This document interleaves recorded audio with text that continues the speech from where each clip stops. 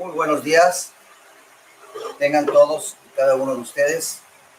Sean cordialmente bienvenidos en esta mañana a esta transmisión, que sin duda Dios siempre tiene una palabra fresca para liberarnos de todas esas estratagemas, tácticas oscuras que tienen prisionera nuestra mente, la mente de la iglesia.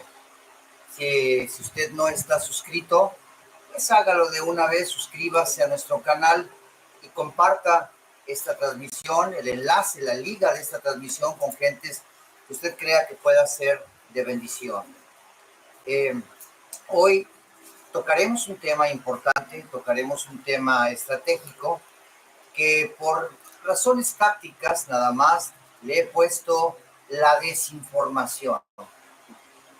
La Biblia dice en segunda de Tesalonicenses capítulo 2, el verso 11 al 13, en la versión Palabra de Dios para Todos, dice: por tanto, Dios les envía un poder engañoso que actúe en ellos y los haga creer en la mentira.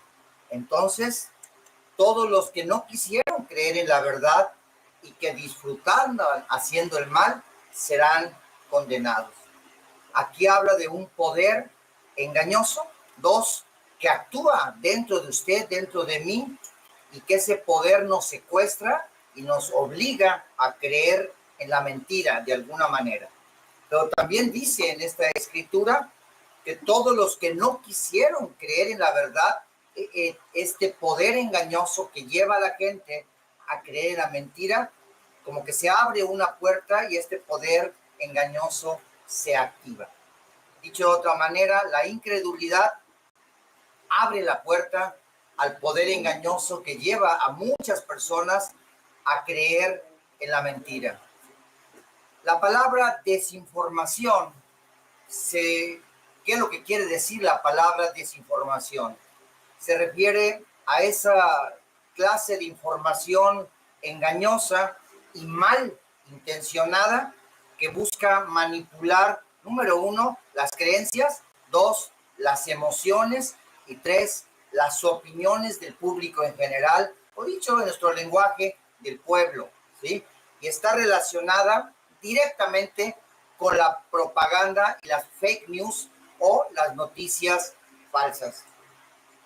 La desinformación, que es característica hoy en día a través de nuestras redes sociales, es también, podemos decir que es la difusión deliberada, intencionada o malintencionada de información falsa, con el propósito número uno de manipular, dos, de influir a la opinión pública para lograr ciertos propósitos, ciertos objetivos que alguien tiene como prioridad. El 28 de abril de este año, el equipo de investigaciones de una periodista muy famosa en México dio a conocer evidencia de cómo Televisa, la televisora más grande de América Latina, realizó operaciones de desinformación sistemáticas para favorecer ciertos intereses políticos. Querido, el problema es que las grandes mayorías, el público en general o el pueblo, muchas veces ingenuo, muchas veces ignorante, es fácilmente influido y manipulado por toda esta desinformación o por toda esta información distorsionada y malintencionada. Yo le haría una pregunta a usted.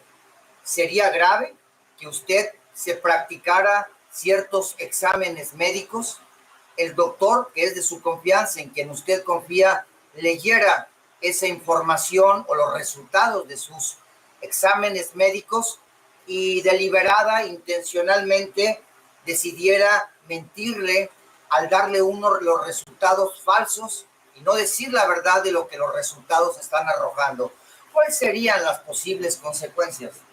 Obviamente, el estado de salud de usted, lógicamente, empeoraría, debido a que oportuna y eficazmente no se está combatiendo un mal. ¿Por qué? porque la autoridad, ¿sí?, decidió deliberada e intencionalmente falsear la información que arrojaron los resultados que usted se practicó. Dicho de otra manera, lo podría potencialmente a usted y a mí, ese acto malintencionado, condenarnos a muerte. Yo voy a dar otro ejemplo. Un incidente que sufrió un vuelo de Air Canada, el vuelo 143, también conocido como el planeador de Gimli. En este caso, la tripulación de vuelo cometió un error. Y este error fue un error que se cometió al calcular la carga de combustible del avión, lo que provocó que el avión despegara con menos combustible del necesario.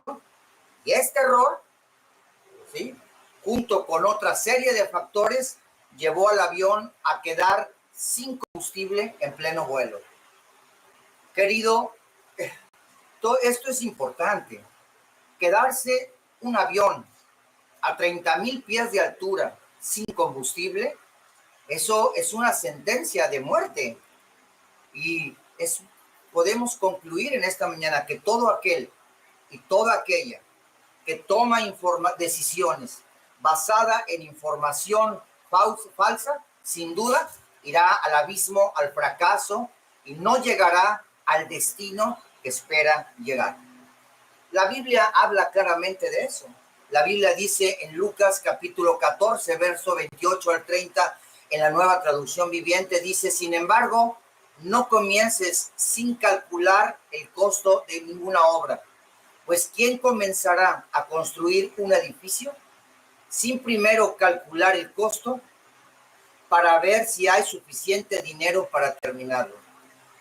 Así como el avión se quedó sin combustible en pleno vuelo, hay muchas obras ministeriales, hay muchas obras matrimoniales, hay muchos proyectos empresariales que se quedan sin combustible en pleno vuelo y colapsan, fracasan, ¿sí?, y se van directamente a la bancarrota. La desinformación que hoy sufrimos, y principalmente en la Iglesia de Jesucristo, está relacionada íntimamente con una palabra que es la palabra mentir o echar mentiras. La palabra mentir viene de la palabra griega pseudos y de la palabra hebrea sheker, y se refiere a una declaración o a una afirmación que quien está mintiendo sabe que es falsa y la hace con la intención de engañar o de manipular. El mentir es un acto deliberado, es un acto intencional de alguien que dice algo sabiendo que no es cierto y cuyo propósito es engañar a las personas. Dice la Biblia que muchos escogidos serán engañados. Es decir, hay personas que creen que por el simple hecho de conocer las Escrituras o de tener cierta cantidad de tiempo congregándose, ya tienen una especie de vacuna, de antídoto para no ser engañados. Sin embargo, hoy en el mundo entero están siendo hechizados, fascinados, como dice el libro de Gálatas, a través de desinformación, de retóricas, de discursos que se predican desde púlpitos políticos, y la gente, ¿sí?, se activa en la gente ese poder engañoso y que lleva a la gente a creer en la mentira. Y ese tipo de personas, aún cuando se le presentan hechos que comprueban que lo que está diciendo una persona es mentira, esas personas están bajo el poder engañoso que yo mencionaba hace un momento, que prefieren creer la mentira que los datos que están arrojando, hechos, no la interpretación personal de uno de otro, hechos que están sucediendo.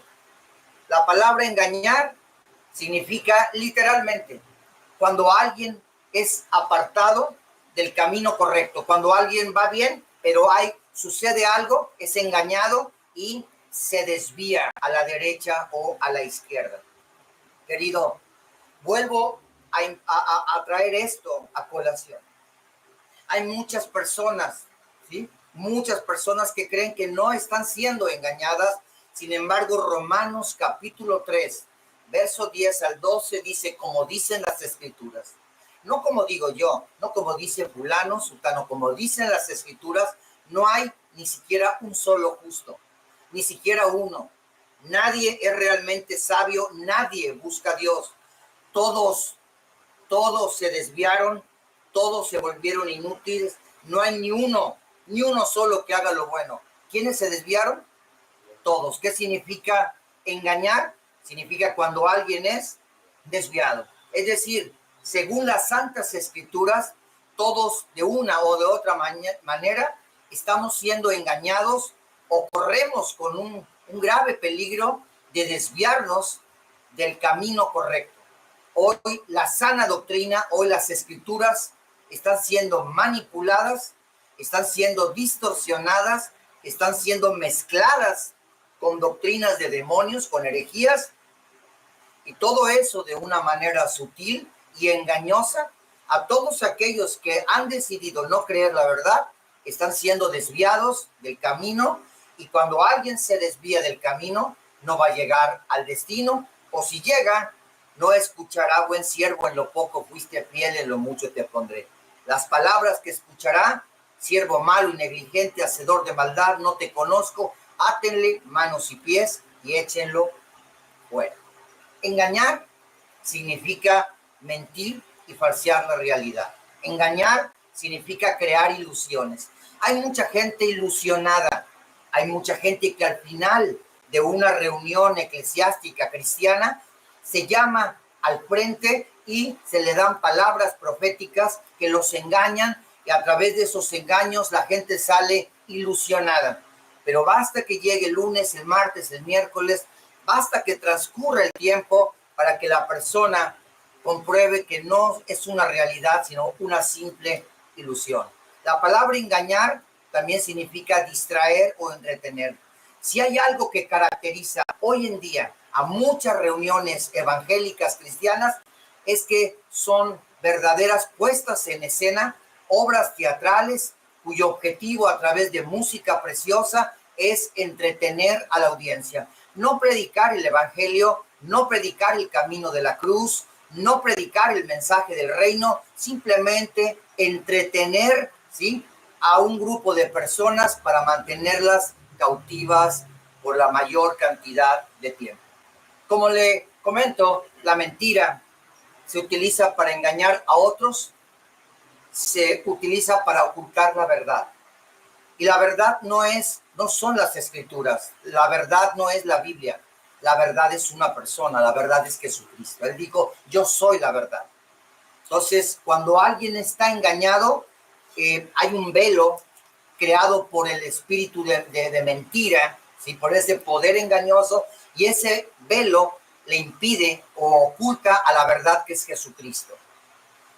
Cuando decimos que Satanás miente, ¿sí?, eso le dijo Jesús a la élite religiosa, que habla de lo suyo, porque él es su esencia, su naturaleza, él es la mentira, él es el origen, él es la fuente, él es la esencia de la mentira. Él no aprendió a mentir de otras personas, él representa, él está hecho de un material, de una sustancia llamada mentira.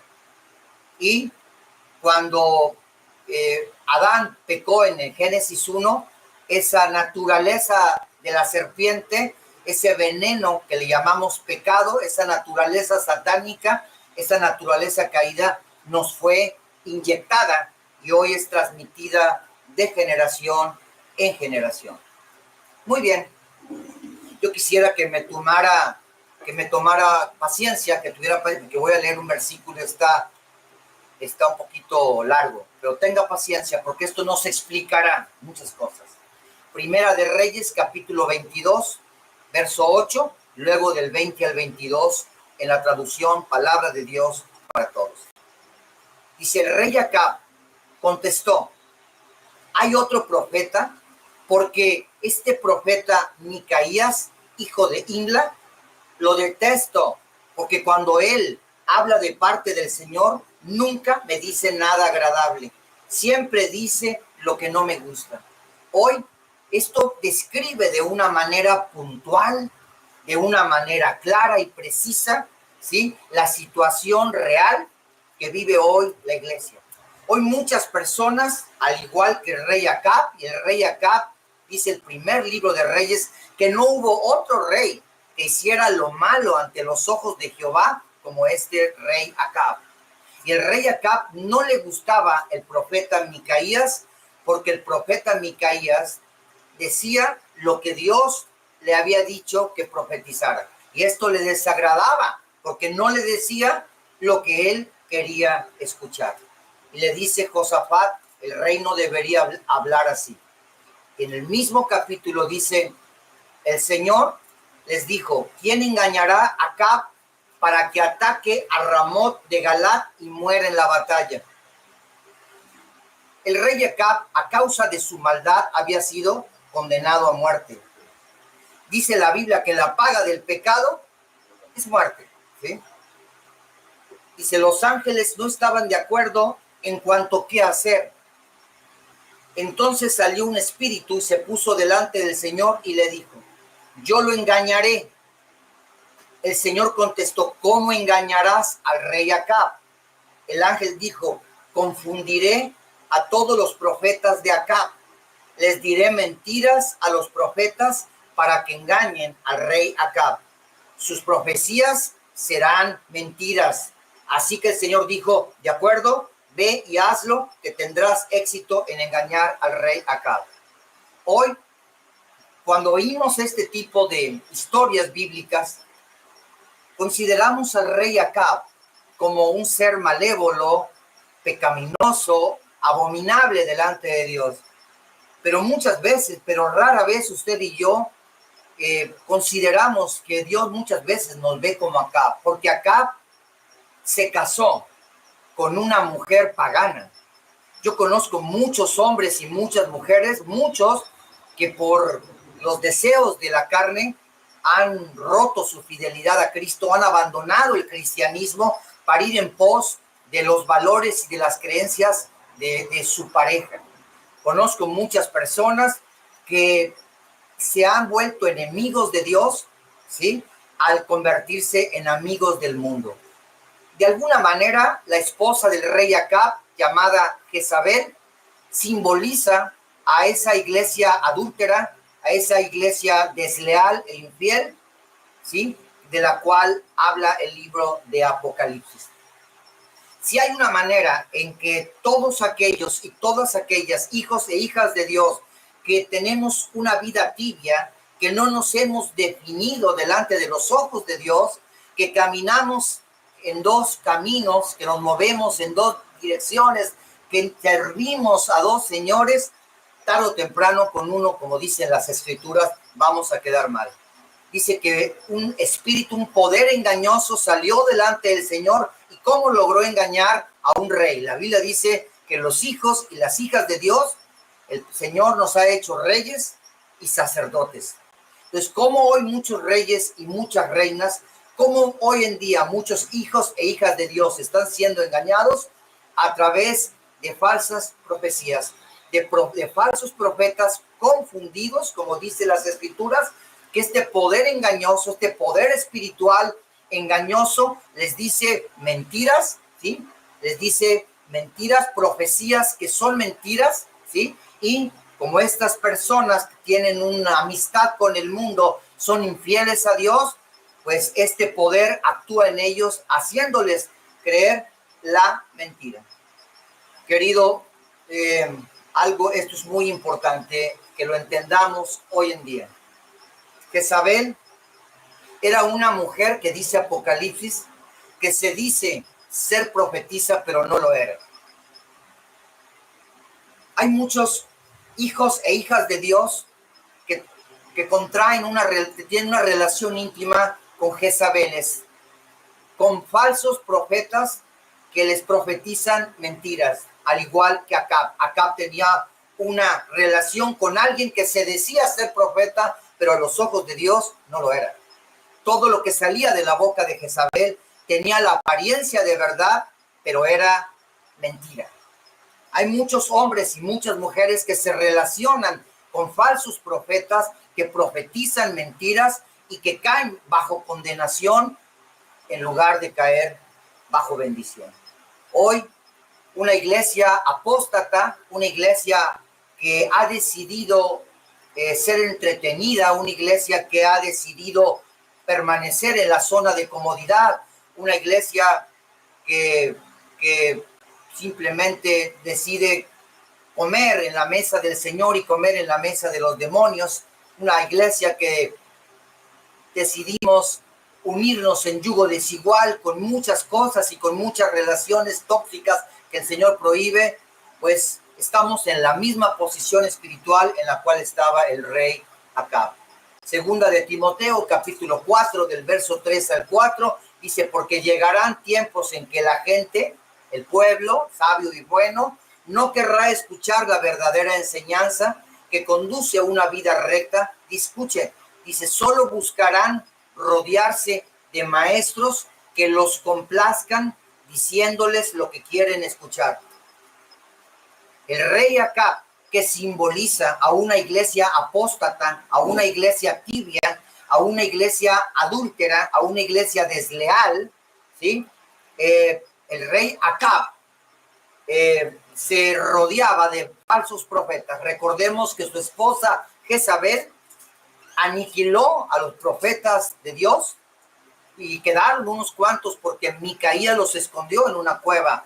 Pero esta Jezabel suplantó al verdadero profeta con profetas de Baal, con falsos profetas que le decían al rey lo que el rey le gustaba oír, lo que el rey quería oír, lo que al rey le resultaba agradable escuchar. Y eso sucede hoy en muchos ministerios.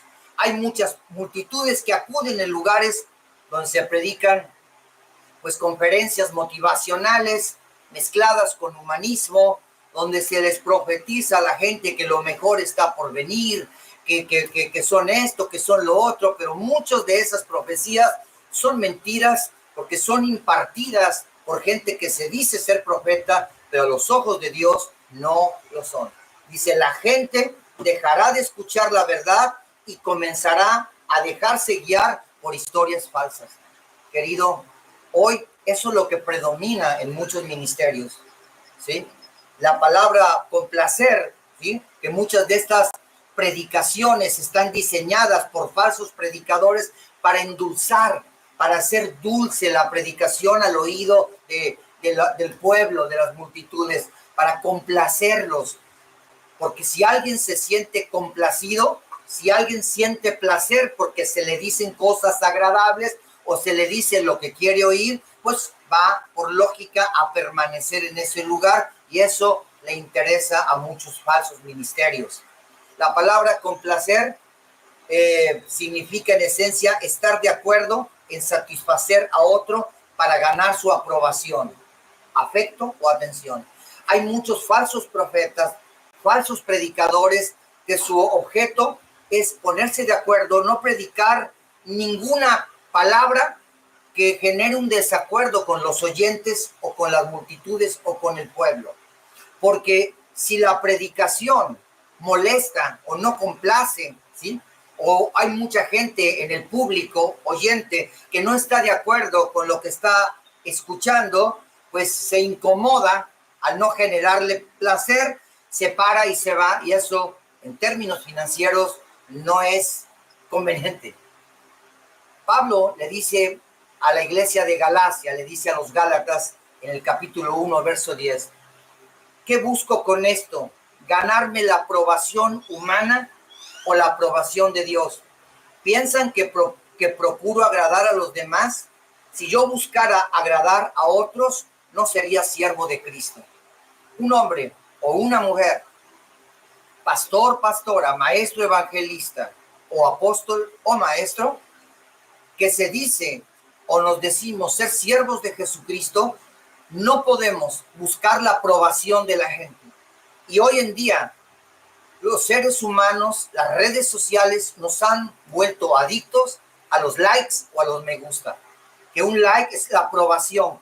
Por eso muchas personas Lo único que publican en sus redes sociales son cosas positivas, son frases muy bonitas, diseñadas para agradar, para complacer a todos aquellos que las lean y que esas tener la aprobación, y quien lo escribió sabe que tiene la aprobación cuando le dan like a su publicación. Segunda de Pedro, capítulo 2, verso 1, dice claramente, queridos hermanos, porque se levantaron falsos profetas entre el pueblo. No venían de afuera, los falsos profetas surgen de adentro. Dice, así como habrá también falsos maestros entre ustedes, los cuales encubiertamente introducirán herejías destructoras. Hoy están siendo predicadas herejías destructoras que están desviando o apartando a la gente de la fe en Jesucristo, ¿sí? Desde adentro, desde los púlpitos. Voy a hacer una pregunta, ¿sí? Con mucho respeto. ¿Cuál cree usted que sea el parásito más resistente? ¿Cuál cree usted que sea el parásito más resistente? ¿Una bacteria? ¿O tal vez un virus? ¿O tal vez una tenia intestinal? El parásito más resistente es una idea, ¿sí? Eso es una idea. Y alguien dijo, no hay nada más poderoso en la tierra que a una idea que le ha llegado su tiempo. Una idea es un concepto poderoso, tan poderoso, capaz de gobernar la mente humana. Todos los que estamos oyendo en esta mañana, todos vivimos bajo los conceptos o bajo las ideas de alguien. Una idea, queridos hermanos y hermanas, es altamente contagiosa.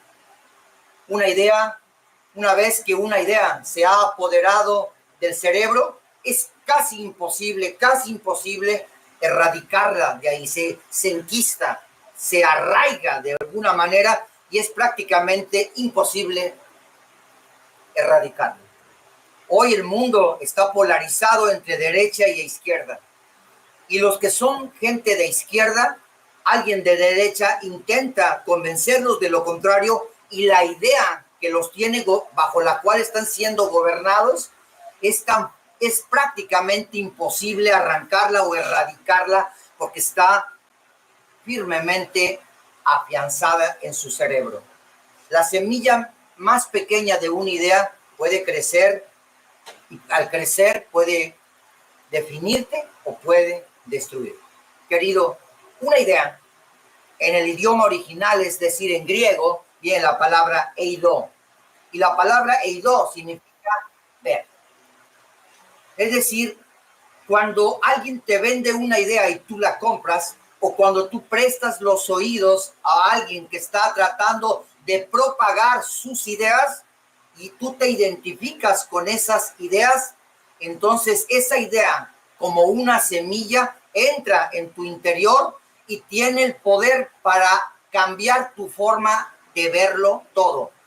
Cambia tu forma de verte a ti mismo, cambia la forma de ver a Dios, cambia la forma de ver la familia, cambia la forma de ver el matrimonio, cambia la forma de ver al hombre, cambia la forma de ver a la mujer, cambia la forma de verlo absolutamente a todo.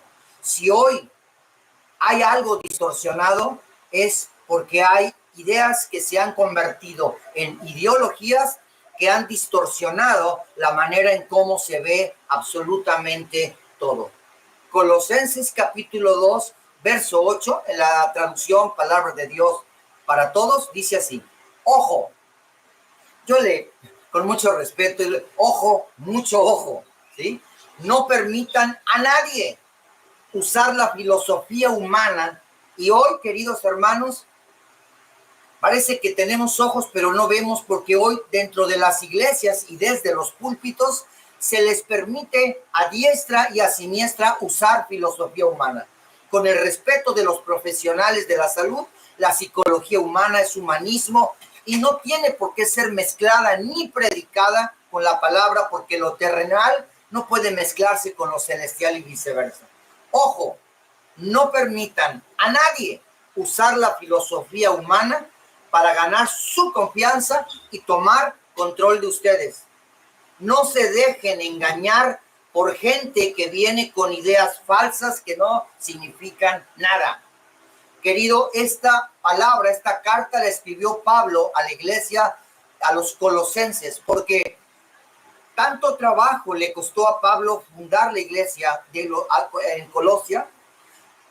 Cuando él partió, entraron, se levantaron desde adentro hombres y mujeres perversos, malvados, ¿sí? Que tenían la finalidad de engañar, de desviar, de apartar a la iglesia del camino de la sana doctrina, ¿sí? Y empezaron a predicar ideas falsas, ¿sí? ¿Qué es una filosofía humana? Porque es lo que dice, ojo, no permitan a nadie usar la filosofía humana para ganarse su confianza y tomar control de ustedes. Una filosofía humana son ideas y sistemas de pensamiento que no se basan en la revelación divina ni en la verdad bíblica, sino en la lógica humana, en la experiencia humana y en las tradiciones. Querido, hay muchas filosofías, hay muchas enseñanzas que desde los púlpitos están distorsionando la verdad, y una verdad distorsionada está provocando que una gran mayoría se desvíe del camino. Si una persona que iba en el camino correcto es desviada por estar escuchando desde un púlpito una verdad distorsionada, querido, esa persona cuando llegue delante de Dios no va a escuchar, buen siervo, entra el gozo de tu Señor, simplemente va a decir a ti, no te conozco, sáquelo de mi vista. ¿Qué es lo que le ofreció la serpiente a Eva en el huerto del Edén? Lo único que le ofreció la serpiente a Eva fue una idea. Sí. Obviamente hay muchas cosas espirituales que es imposible explicarlas con el lenguaje humano, porque en la dimensión, en la terrenal, muchas veces no existen palabras, ni conceptos, ni nada de lo que ha sido revelado en lo divino. La serpiente le ofreció a Eva una idea. El poder de una serpiente, ¿en qué radica? Pregunto. En la mordida. Porque en la mordida, la serpiente inyecta una sustancia a la cual le llamamos veneno. Si algo, hay una definición que me satisfizo totalmente de lo que es el pecado, es la naturaleza satánica que le fue inyectada a la humanidad en Génesis capítulo 1. Perfecto. No hay manera más clara y más sencilla de entenderlo. Cuando la mujer pecó, cuando Eva y Adán pecaron, al comprar la idea de la serpiente, les fue inyectado un veneno. Ese veneno que les fue inyectado era la naturaleza satánica. Y la naturaleza satánica es lo que la Biblia le llama la carne, es lo que la Biblia le llama el hombre natural, la naturaleza adámica, el hombre viejo, le llama de muchas maneras, y que es transmitida de generación en generación. Hoy, desgraciadamente, al igual que en Génesis capítulo 1, nuestra preciosa y amada iglesia, el cuerpo de Cristo, está siendo mordido por serpientes cuya finalidad es inyectar veneno a través de su mordida. Cuando hablamos de veneno, el veneno es una sustancia que introducida al entrar en un ser vivo produce graves alteraciones, cosas dejan de funcionar, incluso puede llevar a la muerte.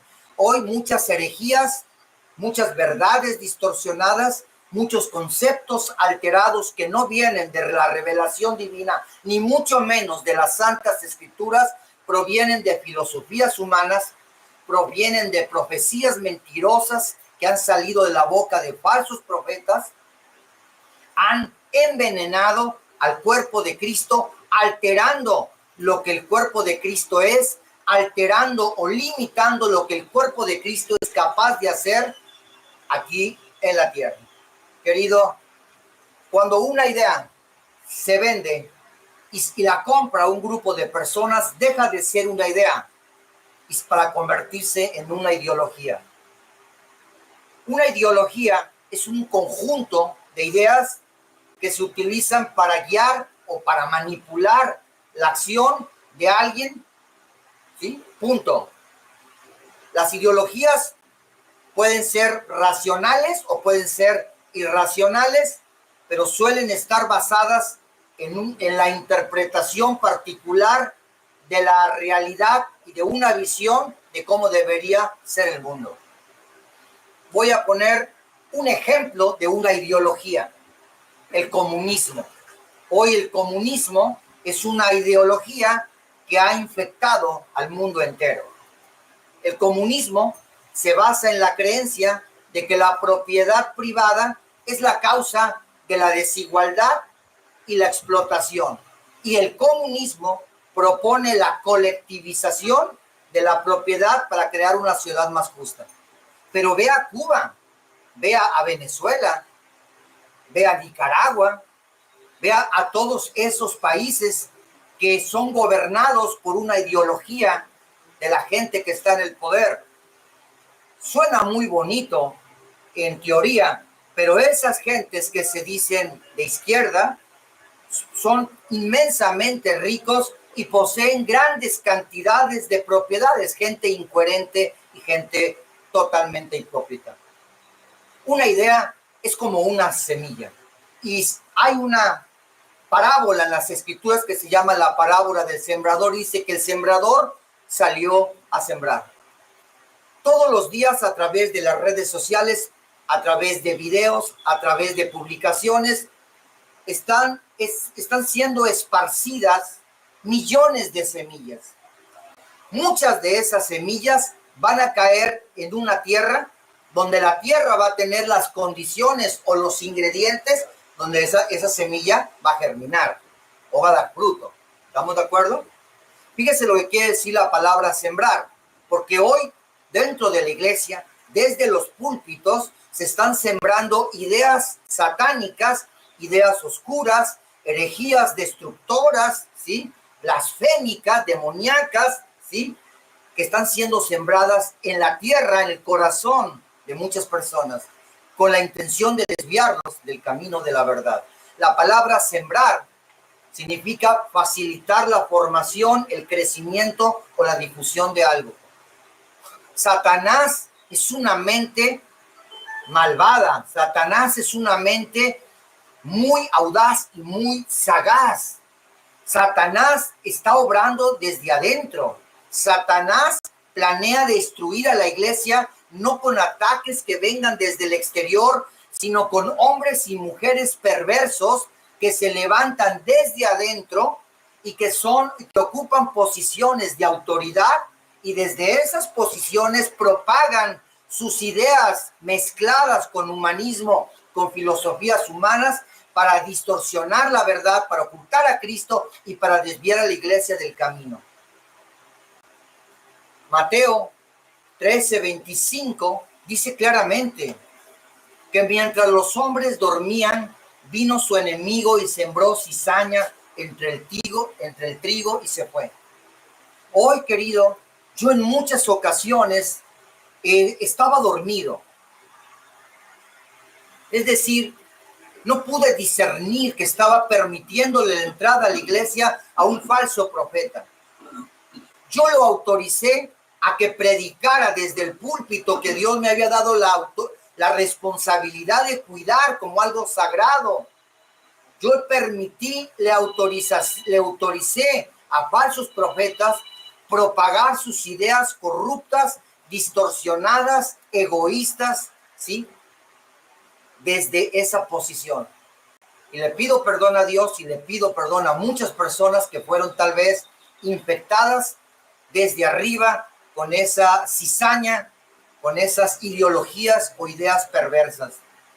La cizaña, ¿sí? Dice, es a simple vista, es igual que el trigo. Es decir, estos falsos profetas, estos falsos predicadores que propagan ideas mezcladas con humanismo, con motivación, con tantas otras cosas desde los púlpitos, son tan parecidos porque son mezclados con las escrituras y la gente sin discernimiento espiritual no es capaz de diferenciar qué es trigo y qué es cizaña, porque son casi idénticos. El trigo, si algo caracteriza al trigo, es que el trigo está destinado para ser un alimento. Y si la cizaña es muy parecida al trigo, entonces también quiere decir que el enemigo, al sembrar cizaña, busca alimentar al cuerpo de Cristo con un alimento envenenado que tiene como objetivo alterar el funcionamiento, la normalidad dentro del cuerpo de Cristo, alterar la percepción y creando alucinaciones y conceptos totalmente erróneos y muy separados de la realidad. La cizaña, cuando Cristo le explica esta parábola a su equipo apostólico, la cizaña dice que representa a los hijos del maligno. Querido, dentro de una congregación cristiana hay hijos del Altísimo y hay hijos del maligno. Hay trigo y hay cizaña y están mezclados. Hasta el día de la siega, el día de la cosecha, Dios enviará segadores, mensajeros que tendrán sus mensajes, van a separar, van a dejar muy claro qué es trigo y qué es cizaña. Los granos tóxicos o la cizaña de esta mala hierba envenenan a los granos de trigo. Hay mucha gente que está congregada y se empieza a relacionar con gente que parece cristiana, pero no la es. Y sin darse cuenta, porque no tienen discernimiento, comienzan a ser intoxicados por toda la basura que esas gentes comienzan a vertir sobre ellos.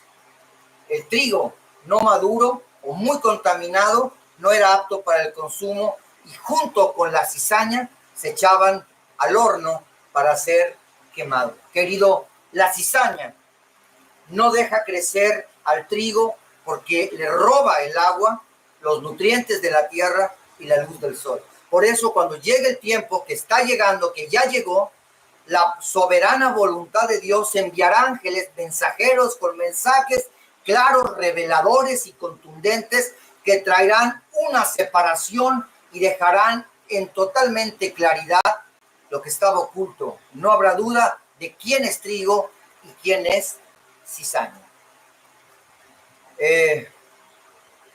Esto que estamos hablando, queridos hermanos, es importante. ¿Por qué es importante? Simplemente voy a dejar aquí y voy a hacer una síntesis de algo que con la ayuda de Dios empezaremos a desarrollar el próximo domingo. Dice la Biblia que la raíz de todos los males, de todos, no de algunos, es el amor al dinero. Porque el dinero es lo más parecido al poder divino. Hasta que la gente que tiene todo el dinero o mucho dinero se topa con situaciones en la vida que tienen una etiqueta llamada imposible. Hay muchos imposibles que el dinero no es capaz de solucionar. Pero nadie hace lo que hace, nadie se corrompe, nadie se prostituye por el dinero, sino por el poder que le otorga el dinero a alguien. Todos hacemos lo que hacemos a cambio de obtener un recurso que nos dé el poder para lograr algo, para prosperar, para sanar, etcétera, etcétera. Si usted está enfermo y usted acude al médico, usted espera que el médico, con el conocimiento y la experiencia, le dé el poder para usted resolver su problema de salud que usted tiene y lo mantiene en cama, ¿no es cierto? ¿Verdad? Cuando usted tiene un problema legal, usted acude con un abogado y el conocimiento y la experiencia del abogado le va a dar a usted el poder para resolver su situación legal conflictiva y poder seguir adelante con su vida. Todo lo que hacemos en la vida lo hacemos para obtener poder, porque es el poder lo que nos permite llevar a cabo, hacer las cosas, ¿sí? Hacer las cosas que son significativas para nosotros. Siempre yo recuerdo al final de una reunión cristiana, por lo general se invita al frente a todas aquellas personas que a través de lo que le llamamos una ministración reciban el poder, y a través de ese poder, que según la tradición y el ritual cristiano vendrá a través de la imposición de las manos del presbítero, y ese poder que les va a ser transferido les permitirá resolver el problema personal, de salud, financiero, laboral, conyugal, el problema que usted tenga. Me atrevo a decir que de las 1000 o 100 personas que vayan a su iglesia, todas tienen problemas, todas requieren cantidades de poder para resolver el problema o los problemas que tienen frente a ellos. Sin embargo, queridos amigos y hermanos, vamos a ponernos un poquito racionales. La palabra poder, simplemente definido de una manera sencilla que nos permita unificar criterios, poder es la capacidad que Dios le da a alguien para hacer algo. Punto. No más, ¿para qué le metemos más griego, hebreo, chino o lo que sea? El poder es la capacidad que Dios le da a alguien, le otorga a alguien para llevar a cabo una asignación o una misión o algo que Dios le encomienda. Punto. Voy a decir otro enunciado. Es imposible llevar a cabo una asignación celestial con el poder terrenal. Imposible. Para llevar a cabo exitosamente una asignación de Dios, necesitamos el poder que viene de lo alto. Pero muchos de nosotros, en ignorancia, pretendemos tontamente llevar a cabo ministerios o asignaciones celestiales o espirituales con habilidades y talentos y recursos humanos. Eso no funciona. Eso es imposible. El poder es la capacidad dada por Dios a una persona para que lleve a cabo una tarea, una misión o una asignación. Llevar a cabo una asignación encomendada por Dios sin el poder delegado por Él, vamos al fracaso, vamos a la frustración, vamos a la decepción y al hartazgo. Punto. Dios nunca le delegaría poder a alguien para que ese alguien haga con el poder delegado lo que le venga en gana. ¿Quedamos claros? Dios es el creador, Él es algo que lo caracteriza a Dios en la omnisciencia. Él todo lo sabe. Él sabe lo que ha pasado, Él sabe lo que está pasando aún dentro de nuestros corazones, y Él sabe también lo que va a pasar. Por eso nuestro Dios no puede ser engañado, porque Él lo sabe absolutamente todo. Pregunto, ¿usted cree que Dios le daría poder a alguien que Él sabe que el poder no lo usaría para llevar a cabo una asignación que Dios necesite que se lleve a cabo en la tierra? ¿Dios le daría poder a alguien que lo va a usar para sus propios proyectos, para sus propios fines? La respuesta es no. La respuesta es no. Entonces la pregunta es, ¿por qué se engaña a personas y se les hace creer que por el simple hecho de pasar al frente, ¿sí?, se les va a investir de poder de lo alto, y ese poder de lo alto les va a permitir resolver las problemáticas que tengan en ese momento y que pueden seguir sus vidas haciendo lo que les venga en gana? Eso es antibíblico, es antiescritural, y eso revelaría a un Dios con muy limitado, a un Dios que le pueden hacer trampa fácilmente. Había 10 personas, 10 leprosos que tenían un problema, que tenía una etiqueta que era imposible de solucionar. Cuando fueron sanados por un poder que venía de lo alto, 9 de ellos no regresaron a darle las gracias a Jesús. solo uno de los 10 regresó y Jesús le dice que no eran 10. ¿Dónde están los otros 9? ¿A dónde se fueron los otros 9? A hacer su vida. ¿Qué hicieron con la sanidad? ¿Qué hicieron con el resultado del poder de Dios que bajó sobre ellos? Se fueron a hacer lo mismo que hicieron, que los llevó a una condición de enfermedad o de lepra. ¿Qué quiere decir? Que muy probablemente iban a recaer en ese estado de enfermedad, pero usted sabe que el estado postrero viene a ser muchas veces 7 veces peor del estado del cual Dios nos sanó, nos sacó. Pero al que regresó y siguió un proceso, le digo, tu fe no solamente te sanó, sino también te salvó. El poder de Dios no es para construir nuestros proyectos personales.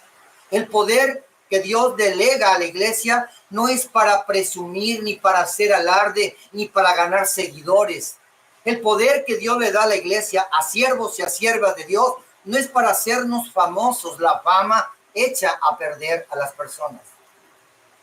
Pero como hoy, dentro de la iglesia, muchas de las enseñanzas, ¿sí?, y muchos de los ejemplos y muchas de las maneras de los estilos de vida de muchos predicadores y predicadoras emulan o se parecen a la de grandes celebridades de Hollywood, de la farándula. Entonces la gente quiere ser como son ellos. La gente aspira a tener lo que tienen ellos, ¿sí? Y entonces la pregunta es, ¿en qué nos diferenciamos del mundo? Cuando amamos, cuando tenemos los mismos deseos que tiene cualquier gente del mundo, la respuesta es nada. El poder de Dios, sin duda, será incrementado sobre el cuerpo de Cristo. El poder de Dios se va a incrementar de una manera exponencial sobre el cuerpo de Cristo para poder llevar a cabo la asignación que Dios necesita que la iglesia lleve a cabo. Concuerdo con muchos hombres y mujeres de Dios que viene un gran avivamiento. Concuerdo. Sin embargo, en lo que no concuerdo es que un avivamiento lo reduzcamos a simples manifestaciones que sin duda las abarca. Sin duda serán parte de este gran avivamiento, pero no podemos limitar un avivamiento a una serie, conjunto de manifestaciones emocionales, la mayoría de ellas. Este avivamiento quiere decir que la vida de Jesucristo, que se derramó el día del Pentecostés sobre 120 personas en el aposento alto, se va a impartir, se va a derramar sobre millones de personas.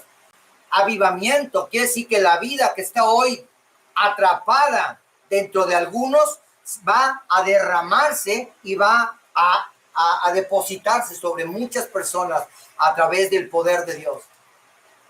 Sin embargo, querido, no se nos olvide algo. Dice que los últimos tiempos serán caracterizados por una gran tribulación, por una gran persecución. Como hoy aprendimos, las mayorías, las multitudes, aún dentro de la iglesia, no querrán escuchar a nadie que traiga un mensaje que no les diga cosas bonitas, placenteras, que los entretenga, que vaya conforme a lo que ellos quieren oír. A esas gentes, como dijo Pablo, se convertirán en enemigos. Pablo dijo, me he vuelto vuestro enemigo por decirles la verdad. Todo aquel predicador y predicadora que se van a ser investidos de poder de lo alto y que van a liderar un gran avivamiento en el planeta Tierra, van a volverse enemigos de las multitudes. Cuando alguien se vuelve enemigo de las multitudes o enemigo del pueblo, comienza otro fenómeno llamado persecución. Y a nadie nos gusta ser perseguidos porque la persecución pues va en contra de la armonía, de la estabilidad, de la paz en la que todo mundo queremos vivir. Querido, en estos últimos tiempos yo quiero dejar claro y sentar solamente las bases para el próximo domingo.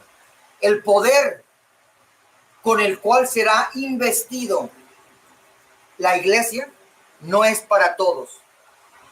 Es para un grupo selecto de personas a las cuales la Biblia le llama el remanente. La palabra remanente significa lo que termina un proceso, lo que queda después de. Dios no va a delegar su poder sobre nadie que no haya pasado por un proceso de quebrantamiento, y ese proceso de quebrantamiento sucede en la cruz. La cruz es una agenda diseñada por el Espíritu Santo, donde el plan eterno es hacer pedazos a la carne. No habrá ni siquiera un milímetro de carne que les sea autorizado entrar al cielo. Al Espíritu Santo se le dificulta formar lo nuevo cuando lo que predomina es lo viejo.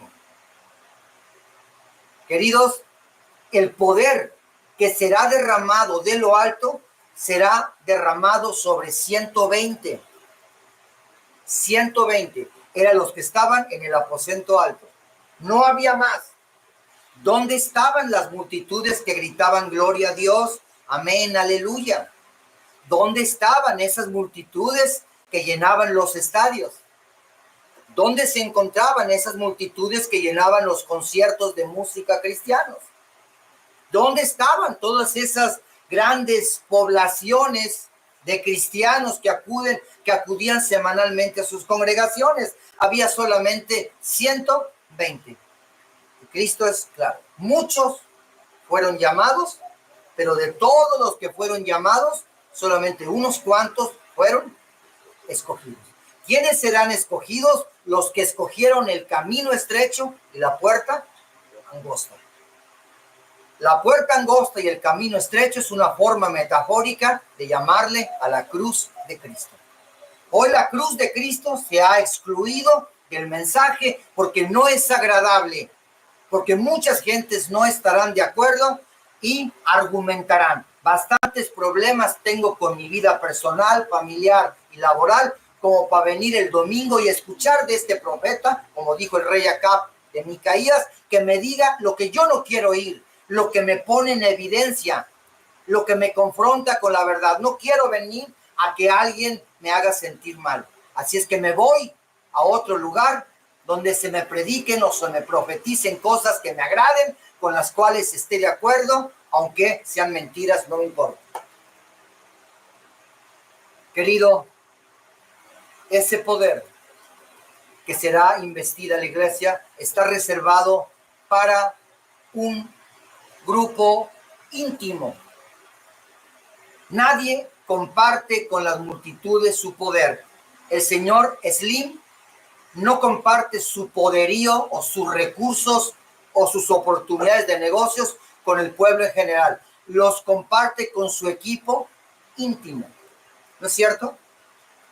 Solamente su equipo íntimo, donde está su familia, son la gente que se beneficia del poder que desciende del patriarca o de lo alto, que es el señor Carlos Slim. ¿No es cierto? Si alguien del pueblo quiere tener acceso, necesita convertirse en parte de la familia del señor Slim para poder tener acceso a su círculo íntimo. Humanamente eso no es posible, ¿no es cierto? Pero espiritualmente sí es posible. Cuando recibimos a Jesucristo, se supone que morimos y volvemos y nacemos de nuevo, y cuando nacemos de nuevo somos parte de la familia del Altísimo, del Rey de Reyes y del Señor de Señores, aquel que está por encima de todo y aquel que está por encima de todos. Entonces el poder no está ni estará disponible para todos, está disponible para el equipo íntimo, para la gente de confianza, para la gente cercana al Señor. El Señor no le dio poder para echar fuera demonios. El Señor no le dio poder a las multitudes para que se les sujetaran los demonios. Ese poder se lo delegó a 70, que envió de 2 en 2. Y el poder para abrir y cerrar todo se lo dio solamente a uno, a Pedro. ¿No es cierto? Entonces, y ese círculo íntimo, ese grupo cercano, esa gente de confianza, son la gente que tiene una verdadera y genuina comunión con Dios. Y de eso hablamos el domingo pasado, que la palabra comunión es cuando dos personas tienen algo en común. Cuando estamos frente a Dios y le pedimos poder para resolver algo, o te damos, bendícenos, dame esto, ayúdame con esto, el Señor va a ver si tiene algo en común contigo. Y lo único que Dios puede tener en común contigo o conmigo es a su Hijo. Si su Hijo es una realidad en tu vida, entonces el cielo tiene algo en común contigo, que estás en la tierra, y es muy seguro, es muy probable que todo lo que tú pidas se te dé.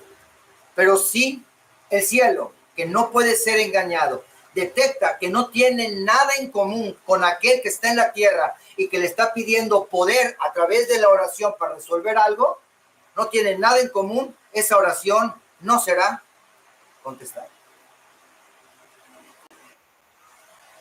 Sencillo.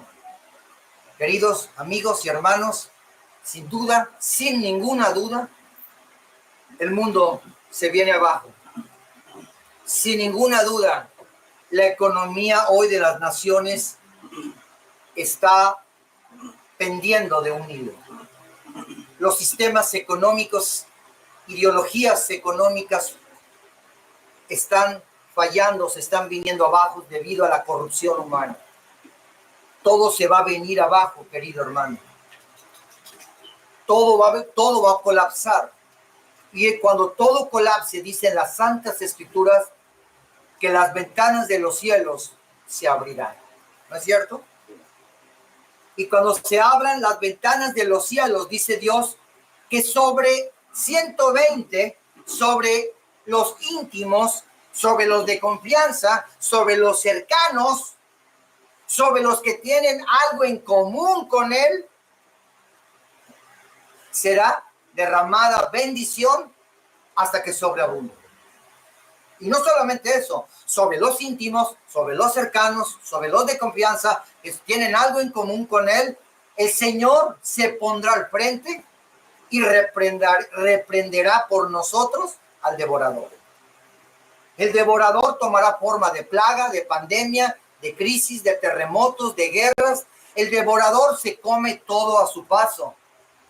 Y es cuando de manera extraordinaria y sobrenatural, ese remanente, ese grupo íntimo, cercano, de confianza, que tiene algo en común con Dios, podrá experimentar, ver cómo caen 1000 a un lado y 10,000 al otro. Podrá experimentar, vivir como una experiencia, disfrutar cómo la plaga no puede tocar su morada. Podrá disfrutar o experimentar cómo de una manera sobrenatural y lógica, no racional, el jamón, aunque tomas todos los días, no decrece. Siempre ese kilo de jamón, siempre está ese kilo, aunque tú estás tome y tome. Compras 1 kilo de carne y aunque tomas día tras día bistecs o filetes, siempre está ese kilo de carne. El litro de agua, aunque te sirves en los vasos, ese litro jamás se viene abajo. Aunque le sacas a la tarjeta, el saldo se mantiene siempre intacto. Querido, si no fuimos diseñados para experimentar eso, fuimos engañados por una religión. Y la religión propone cosas, pero la religión no tiene el poder para conectarte con lo sobrenatural. No lo tiene. Te engaña, te crea ilusiones, te entretiene y te desvía del camino. Y para eso, hermano, Dios diseñó el diezmo y la ofrenda. El diezmo no es lo que tú quieras, no es lo que te venga en gana, no es lo que se te ocurra. No es así. El diezmo es el 10% de lo que Dios te permitió ganar. Porque basta que te falle un riñón, basta que pasando un alto, alguien se pase un alto y te mate. Pueden pasar un sinfín de cosas para que tú no hayas logrado generar lo que generaste una semana. No seamos como los 9 leprosos, que Dios los bendice con salud, con vida, con sanidad. Y somos gente mal agradecida que no viene a honrar y a decirle, gracias, Señor. Gracias, porque todo lo que soy, todo lo que hago es por gracia. Y la gracia viene a través de Jesucristo. Vamos a diezmar y vamos a ofrendar porque Dios ama al dador alegre. Señor, te damos gracias en esta preciosa tarde y te pedimos en el nombre de Jesucristo que el Señor te bendiga. Que el Señor te bendiga, pueblo. Que el Señor haga resplandecer su rostro sobre ti. Que el Señor tenga de ti misericordia y que el Señor ponga en ti paz. Que el Señor bendiga tus células, tus órganos, tus huesos. Cada cabello de tu cabeza sea bendecido por la gracia y el poder de Dios. Que todos los días, al igual que Caleb, rejuvenezcas. Que nada envejezca en ti de la misma manera como ni la ropa ni el cansado envejeció en Israel durante 40 años que transitó por el desierto. Bendito sea el fruto de tu vientre, benditos sean tus hijos y benditos sean los hijos de tus hijos. Bendito sea todo lo que hagas. Todo lo que hagas, Jehová de los ejércitos lo haga prosperar. El Dios del cielo reprenda al devorador. Y que esta semana experimentemos el éxito, la bendición, los cielos abiertos, pero seamos hijos agradecidos. Que lo primero que hagamos sea voltar al cielo y decir, gracias, Señor, porque separados de ti, nada somos y nada podemos hacer. Recuerde que si no está suscrito a nuestro canal, suscríbase a nuestro canal y comparta esta liga con amigos, con amigas que crea usted que pueda servirle esta revelación y active la campanita ahí en su pantalla para que sea informado cuando produzcamos nuevo contenido. Hasta la próxima semana.